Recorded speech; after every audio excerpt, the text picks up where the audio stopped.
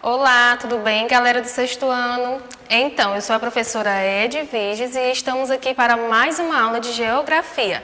Então, eu peço a vocês que ainda não estão com o livro na mão, tá? Abram o livro de vocês na unidade 4, Terra, Relevo, Água e Vegetação, capítulo 1, Formas de Relevo e Solo, tá? Então, peço a vocês para abrir o livro de vocês, na página 236, e nós vamos falar sobre as diferentes formas de relevo. Vamos lá. Diferentes formas de relevo. As diferentes formas de relevo formam-se a partir de duas unidades morfológicas. São elas continental e oceânica. A continental, caracterizada pelas rochas mais antigas que afloram na superfície e que foram desgastadas pelos processos erosivos. Oceânica, caracterizada pela plataforma e taludes continentais e planícies abissais e dorsais oceânicas. As montanhas são formadas pelo tectonismo, por meio do confronto entre placas. Então, quando falamos sobre esse confronto entre placas, foi um tema bastante conhecido, nós falamos muito sobre essas placas, não é isso? Elas se chocam, como eu falei para vocês, e acabam aí formando cadeias de montanhas. Essas diferentes formas de relevo são dinâmicas. Ao longo do tempo geológico, eles também vão se alterando, sendo fruto dos agentes do relevo. Olha só, nós temos os agentes internos ou endógenos, que podemos caracterizá-los como o vulcanismo e os terremotos. Esses agentes são frutos da constituição, pode-se dizer, do nosso planeta, onde na crosta existem as formações de diferentes placas e essas placas estão em constante movimento. Podem se afastar, formando vulcões, brotar o derramamento do magma e esse magma solidifica, dando formas de relevo. Ou se chocam, passando pelo processo de deformação, dando origem a grandes cadeias de montanhas. E temos também os agentes externos ou endógenos, que podemos caracterizá-los como chuvas, ventos e sol, tá? E esses agentes, eles vão lentamente desgastando o relevo. Então, nós temos os agentes internos. Os agentes internos são o quê? Formadores do relevo. Os agentes internos são formadores de relevo. E os agentes externos? Os agentes externos são modeladores. Olha só, o relevo, ele pode ser modificado se ele levar aí bastante chuvas, ventos, o sol também desgasta muito esse relevo, alterando aí a sua formação, tá? Vamos passando adiante. Vamos falar sobre as planícies. As planícies se caracterizam por áreas relativamente planas, de baixa altitude, onde ocorre em maior volume mais a sedimentação do que a erosão. Podem ser litorâneas, quando localizadas próximo ao litoral. Então, podem ser planícies litorâneas, quando estão próximos ao litorais, tá? Ao litoral. Podem ser planícies fluviais, quando estão perto dos rios, ou lacustres, quando estão aí próximo de lagos. São exemplos dessa feição do relevo as planícies centrais na América, a central europeia e a lantejada em Portugal. Observe a imagem ao lado. Então, aqui nós temos, nessa imagem, que aí no livro de vocês também podem identificar melhor, né? É uma imagem de uma planície, onde aí tem algumas, através da chuva, né, se formou aí algumas poças de água, tá? Passando adiante, nós vamos ver os planaltos. Aqui nós temos uma escarpa na borda de um planalto, tá? Nos Estados Unidos. Os planaltos, eles apresentam altitudes mais elevadas em relação às áreas vizinhas. A grande maioria dos planaltos apresentam um topo relativamente plano e geralmente delimitado por escarpas ou serras. A imagem ao lado apresenta a caracterização da escarpa. Então, observem aí, no livro de vocês, tem a mesma imagem, tá? Temos uma caracterização aí de um planalto, né? De uma escarpa, tá? E temos aqui os vales, aqui ainda os planaltos, e temos os vales, tá? Nas encostas das elevações ocorrem os vales, geralmente preenchidos por rios, podendo ser em formato de V. A imagem ao lado é em formato de U, quando geralmente estão relacionados à erosão provocada pelas geleiras, ou seja, erosão glacial. Então, observem também aí que nós temos aqui duas montanhas e aqui ao meio nós temos um vale, tá? Observem no livro de vocês. E temos também a depressão. A depressão são áreas rebaixadas em relação às áreas vizinhas. São denominadas relativas quando as áreas forem mais altas e absolutas quando estiverem abaixo do nível do mar. O Mar Morto é considerado depressão absoluta. A imagem ao lado apresenta um exemplo de depressão relativa. Então, observem aí também no livro de vocês um exemplo aí também de depressão, tá? Que é rebaixada, são áreas rebaixadas, né, em relação às suas áreas vizinhas, tá? E logo mais temos aí o relevo oceânico. Temos aí na página de vocês, na página 238, né, que a região costeira delimita o continente do oceano e, portanto, o relevo nas áreas é modelado tanto pela ação das águas do mar sobre as rochas, quanto em função dos agentes que formam o modelado continental. As áreas litorâneas também apresentam diferentes formas de relevo. Vamos observar a ilustração a seguir. Então, aqui, nas formas de relevo litorâneo, esse é um exemplo de relevo litorâneo, nós temos o quê? A plataforma de acumulação, temos também a plataforma de abrasão, que fica logo próximo, temos a baía, que é reentrância no litoral, alargada no seu interior, ocupada pela água do oceano. Acompanhe no livro de vocês que fica melhor a visualização. Aqui é a baía, tá? A baía que fica aqui próximo, bem próximo. Então, a baía é a reentrância no litoral, alargada no seu interior e ocupada pela água do oceano. Temos também a barra, a entrada da baía, que é o quê? O acúmulo de detritos e areia depositada na entrada das baías ou foz dos rios. Temos aqui, ó, a barra, a entrada da baía, que é o acúmulo de detritos, né, e areia depositada na entrada das baías ou foz dos rios. Temos também a barreira, né, formada aí por processo natural como os recifes. Tá? Aqui é a barreira.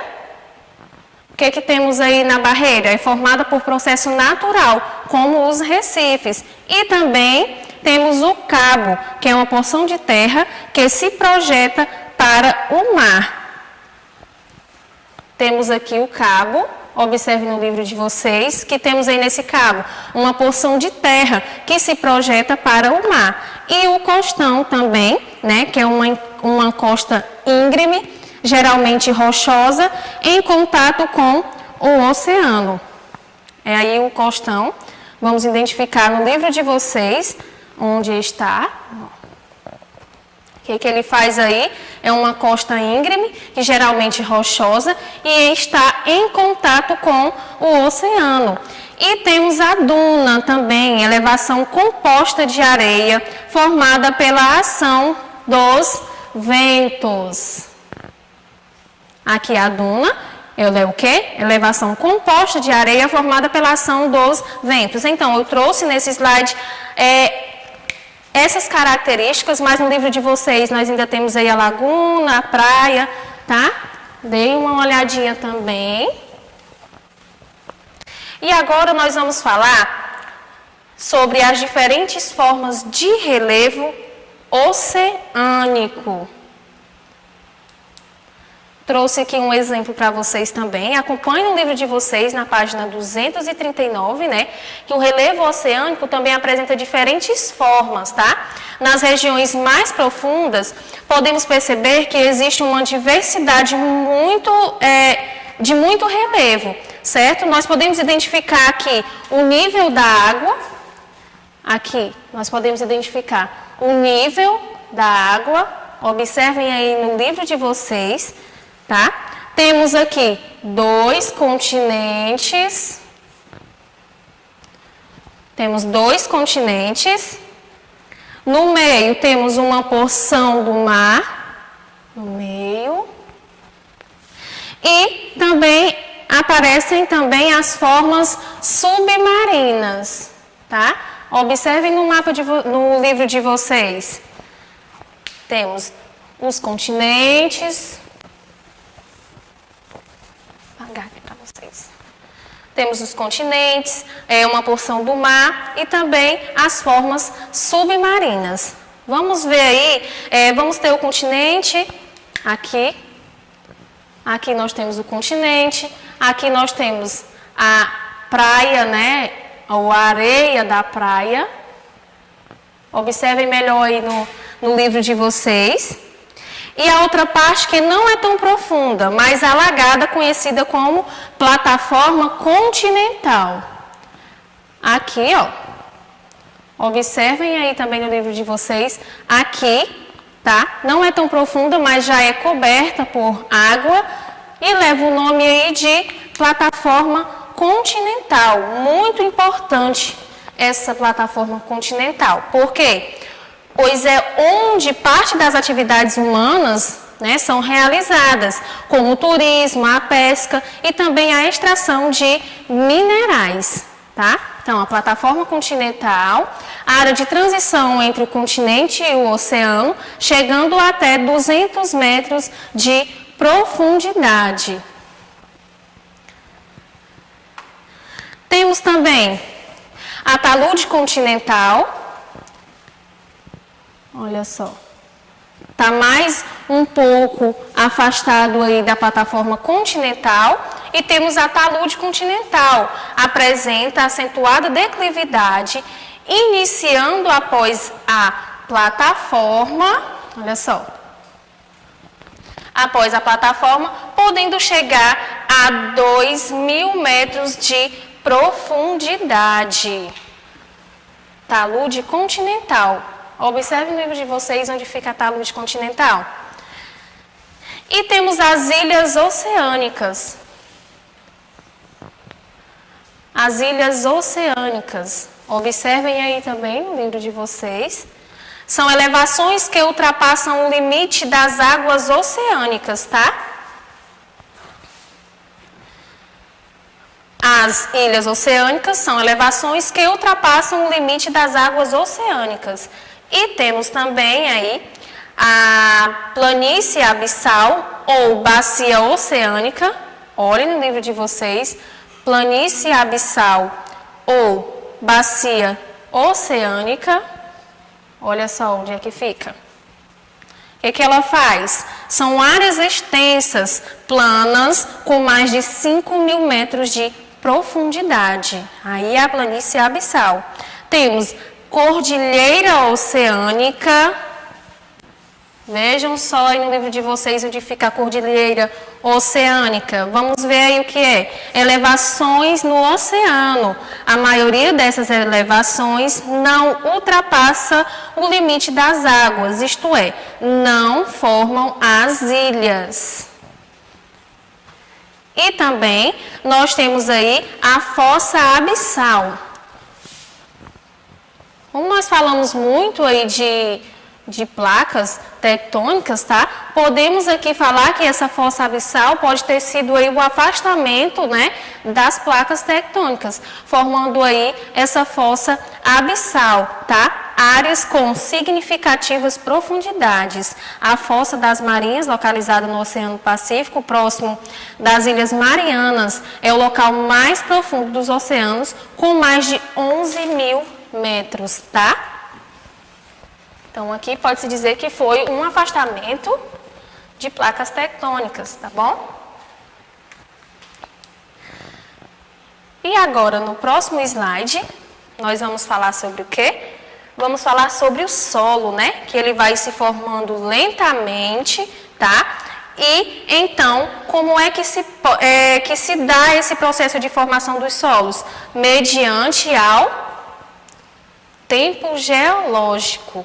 Então, abram o livro de vocês na página 240 para acompanhar aí esse tempo geológico, tá bom? Então, no princípio, tinha a rocha recém-exposta, uma gigantesca região de rochas, e com o passar do tempo, uma gigantesca região de rochas, e com o passar dos tempos, essas rochas vão sofrendo as ações de agentes externos, que a gente falou lá no comecinho, né? Temos os agentes internos e os externos. Os externos são o quê? São os transformadores de relevo, não é isso? Os modeladores de relevo. E se desgastando, na verdade, aí conforme ela vai se desgastando, vão se concentrar esses sedimentos em cima das rochas. E então ali seria a origem do solo de horizonte A. Observem no livro de vocês que também tem, tá? Então, quanto mais antigo esses solos vão sendo mais antigos, eles vão se transformando e ficando mais maduros, onde temos aí a presença dos horizontes, tá? Observem também no livro de vocês, quanto mais velho ele vai ficando, mais vão criando aí a presença desses horizontes, tá? E temos também o solo raso. Solo jovem, né, se inicia aí tendo essa presença desse horizonte A. E agora vamos falar do solo raso. Se você não utilizar esse solo raso de forma direita, né, esse solo ele vai se desgastar rapidamente e vão acontecer aí vários processos e ele não vai mais fertilizar, tá? Então, se você não utilizar esses solos de forma aí que não seja correta, esses solos vão se desgastando e não vão mais fertilizar, ok? Então, essa próxima imagem aqui, nós vamos falar sobre a degradação, né, dos solos e a erosão. Também acompanhe no livro de vocês, na página 241. Essa degradação, ela está aumentando muito, né? Esses solos, eles estão sendo muito degradados. Então, nós temos um exemplo na imagem, a questão da erosão, tá? Nessa primeira imagem aqui, nós temos a questão da erosão, que geralmente essa erosão vai ser formada pelo que você retira da vegetação natural e o solo ele vai ficando aí exposto, tá? E então, nós temos também outro exemplo. Nós temos outro exemplo de arenização, que tem aí a presença da areia. Olha só, nós temos o antes, antes do homem aí adentrar nesse território e temos o depois. Acompanhe no livro de vocês, na página 242, para ver direitinho essa imagem. Nós temos aí a presença da areia nesses solos aqui rasos, tá? A deposição de sedimentos, aí chuva com vento, aqui temos o relevo e vem em forma de vegetação, tá? Então, o que acontece? Vem a ação do homem e retira toda essa vegetação, tá? Fazendo com que perca aí todos esses sedimentos, né? Toda essa deposição de sedimentos, ficando assim esse solo sem fertilização, tá? Então, gente, nós acabamos nossa aula por aqui. Se vocês tiverem mais alguma dúvida, procure a gente no WhatsApp, que nós estamos lá para tirar a dúvida de vocês, tá bom? Espero que vocês tenham entendido e até a próxima aula. Beijo para vocês.